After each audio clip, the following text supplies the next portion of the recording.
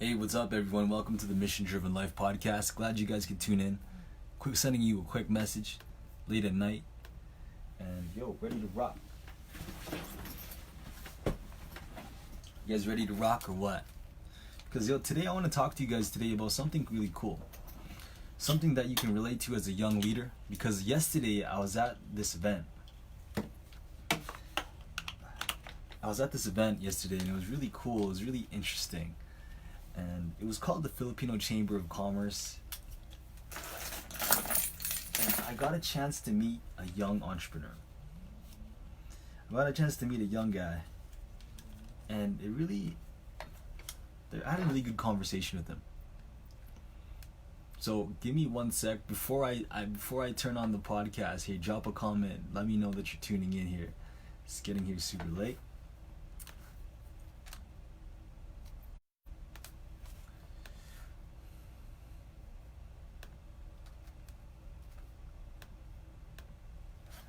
Hey everyone, welcome to the Mission Driven Life podcast, episode 192 of the Mission Driven Life. Glad you guys can tune in. I got my friend Robert Barasa checking me out. Glad to see you here, brother. I was actually just thinking about you the other day. Glad you can be here today because I want to talk to you guys today about something that I've learned and that was actually helping me in university. And you're probably wondering, look, how can leadership help me while I'm in university? How will it help me? And on this late Friday night, if you're watching me live, hey, put the comment down that you're watching me live. Because leadership will help you in so many ways. And if you guys haven't donated yet, we want to support other young leaders, especially young university students. I know being in university myself, I was struggling, man. I was struggling. I was a young kid. I was actually trying to balance my school and I was trying to balance other things that are happening in my life. I was balancing my goals and also balancing what I want in my life. And what was really interesting is that when I was in uni, I was so hungry, man. I'm still hungry now. But what was really cool was that when I was in university, I wanted to do so many different things.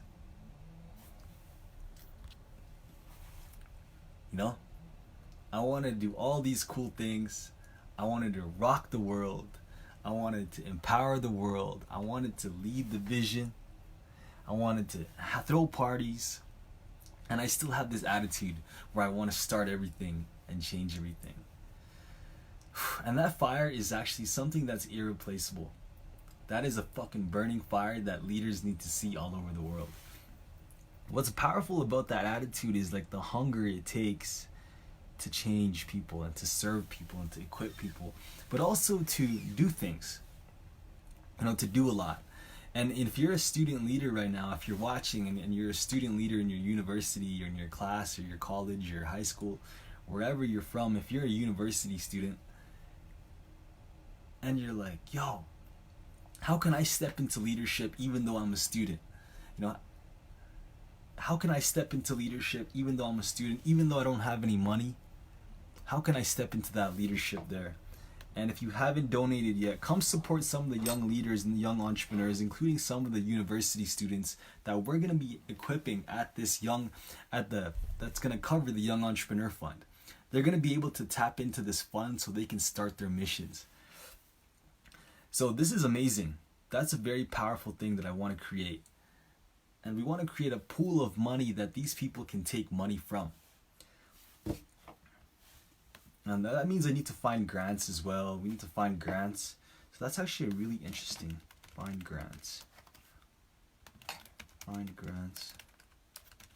for social. I actually have a big to-do list that I'm doing right now where I'm actually putting things together for all these different grants that I'm starting.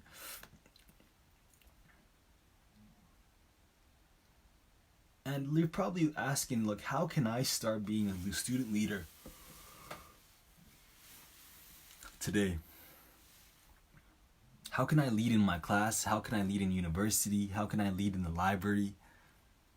How can leadership help me? So, one thing I've learned is when I was a university student, I didn't have a lot of time.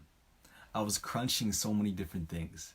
I got so many different things on the go, and school and projects. And I had to read a book, and I had to do this project. I had to read the story and write an essay. I didn't know how to manage my time. And like I said, with anything, is everything starts with self-leadership. Everything starts with self-leadership, and especially you leading yourself. So when you're leading yourself and you're leading your mission, maybe you're a university student, it's important that we start leading your own time. And this is something I'm working on. Like, I'm not a perfect time management person. I always want to show up early to things. And my goal has to always been show up early or show up on time and never show up late. And today I showed up late to this engagement that I had, to this project that I was working on. I showed up early. But I was late to a couple things.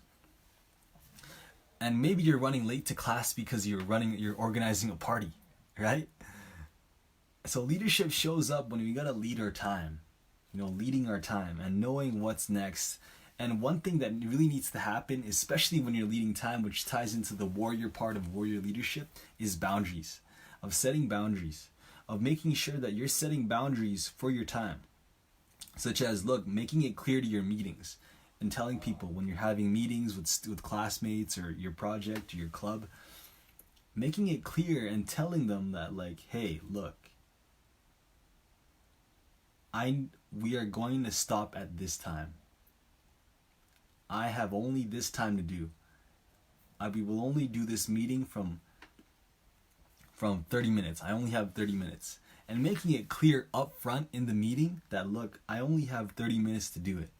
I only have 30 minutes to sign up and 30 minutes to have this meeting.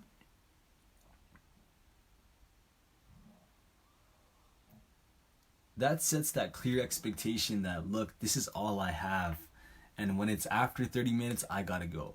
So when the 25-minute mark comes up, let's say you're having the meeting and then there's 25 minutes later and you have 5 minutes left in that thing that you promised, that's where integrity comes in. That's where integrity comes in, where you have to stay true to your word. And I used to always think, look, if I told people 30 minutes, but it's okay if I do 32 minutes, yeah?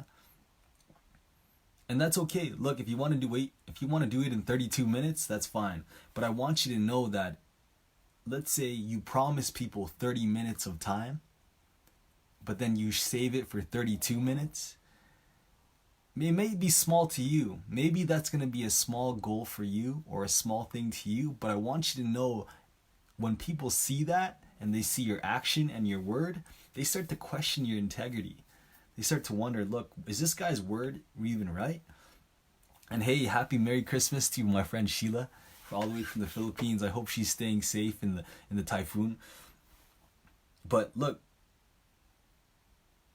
if you told people you're gonna have a meeting for 30 minutes, but then you leave in 35 minutes, you're 5 minutes late.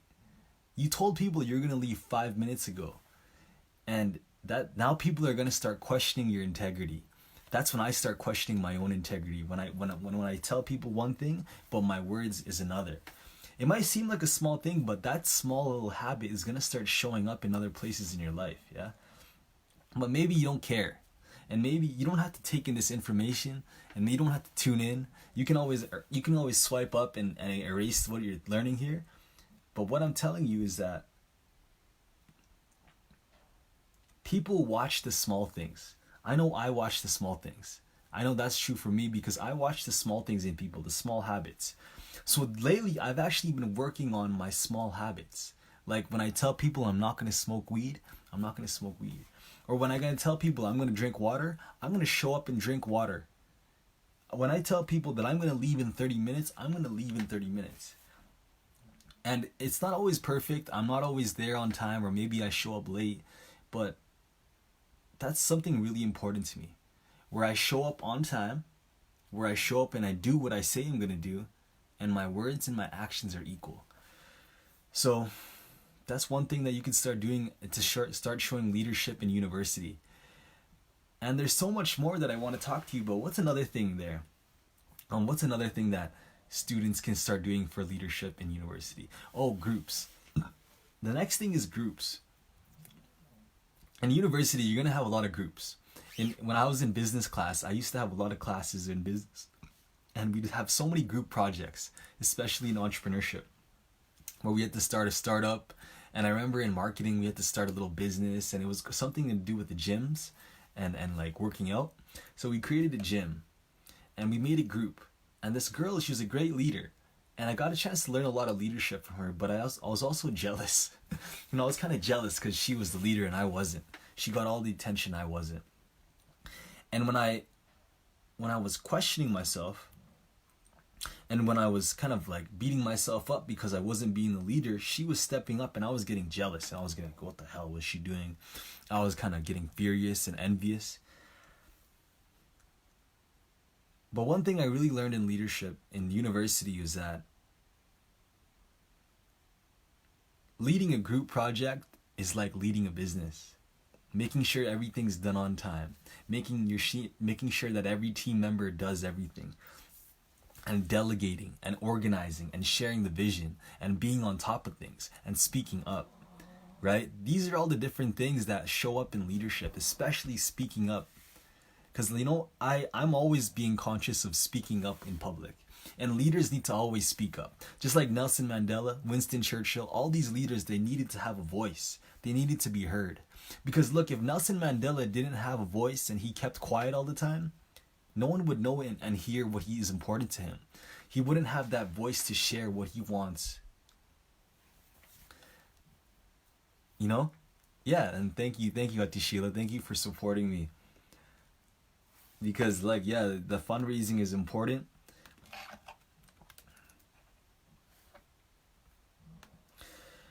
And you're right. Let me just put the link down below. Atishila, can you put the link there? Can you copy and paste the link that I put in the other podcast? Would you be able to do that for me? Please and thank you. So what's also like the part of the group thing, right?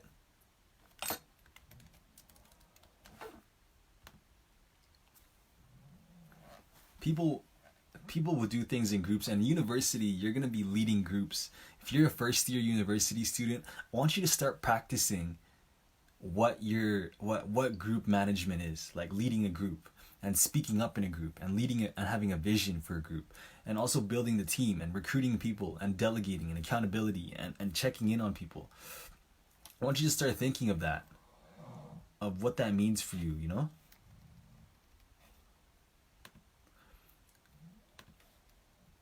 Nah, bro. I don't want you to do it. Nah.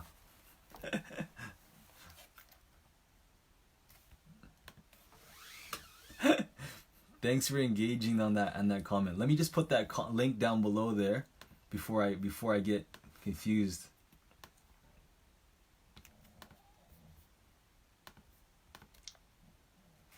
Cool. Awesome. So I just put the link down below. And look, if you want to donate to the young entrepreneurs, go ahead and do it. Smash that button and donate. Because in teams, in university, group management is important. Such as, some of the biggest frustrations of student leaders is that their teammates don't finish it. Their teammates don't do their work. Their teammates don't handle it. And their teammates aren't following through. So that can be a huge frustration for people. That can be a huge frustration for leaders, and that can be a huge frustration before things change. It can be a huge frustration, especially when your team isn't doing one end of the deal. If one team member says they're gonna write the project, but when it's due tomorrow and they haven't even started it, that's where accountability needs to happen. Or actually way before that. Because way before that, that's when you need to start supporting your team and be like, look, if you need anything, and checking in on them and following up on them. And I've shared in our last podcast that look, we need to start following up on our team. As much as we got to follow up on prospects, maybe you're in sales, I need you to start following up on your people in your team and checking in on them and following up and seeing if they're doing what they've said they're going to do. Like, if they said they're going to do a task, make sure you check in and be like, hey, did you do it? But don't be that annoying guy. Don't be that micromanaging guy. You could, But I encourage you to also be the leader who can equip them, the leader who can share with them. You know, the leader that who can be like, yo, listen up, let me help you. Let me give you some information on this, and I want to help you every step of the way. Instead of being that guy who's like breathing over their shoulder and thinking, look, can you get this done? Because as I know frustrating as it can be that maybe your friend is not supporting you, or maybe your teammate didn't write that article, it's important that we're with the team every step of the way of the project. Be with the team every step of the way of the project. Don't just be and connect with your team at the end. Don't just connect with your team in the beginning. I need you to walk beside every member of your team. Walk beside them. Walk step by step beside each and every person of your team, supporting them, equipping them, inspiring them, reminding them of the vision. And you're going to learn this in university as you go in your life, and you're going to learn this in university as you kind of reflect and as you kind of grow and you're going through school. Because look, I actually dropped out of university, but this is universities where I learned business. University is where I learned leadership, and university is where I learned greatness. I started cool initiatives like MRU Sociables. We have 3,000 members in this Facebook group. You know, we have just, in warrior leadership, we have so many things to do. And when I was in university, we started so many different projects, and all these different projects included other people. They included teams, they included management, they included groups, and they included a leader that needs to share the vision. So be that leader. So look, I'm gonna leave you guys be. I left you guys with two things: follow up with your team, share that vision, hold your team accountable, and walk beside your team every step of the way. Walk beside them every step of the way. But this is the Mission Driven Life. I want to thank you guys for tuning in today, for rocking it, for kicking butt, for being that leader. And look, if you haven't donated yet, support the young entrepreneurs, help them make that money.